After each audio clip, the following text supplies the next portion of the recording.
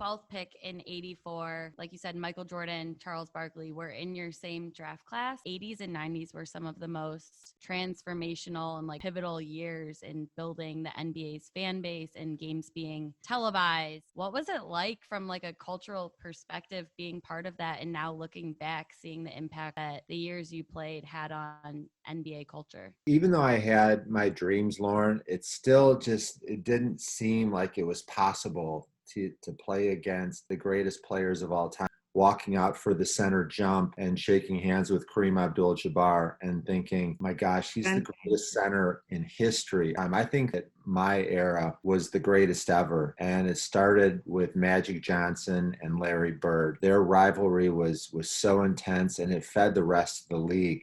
I know that current fans will say, well, players today are more athletic. They can all shoot threes. I still think the game is won with physicality and toughness and size and rebounding. Do you think that being a player, being on the other side of the camera, hearing the questions, knowing what you enjoyed answering as a player, didn't enjoy answering, do you think that that has kind of molded you to become a great broadcaster? The stories and the observations and the game film you watch as a player prepares you to a certain point. But I remember my first game ever as a broadcaster. Wow, that was a nice shot. And that doesn't work. I started to learn that, well, I know they ran a play with a single double screen on the baseline and the defense hedged and he faded back to the corner. Like, that's the kind of information that fans want to hear. In one of your recent podcast episodes, you talk about a lot of the sacrifices that NBA players are having to make in the bubble. We're seeing a lot of other sports leagues not working.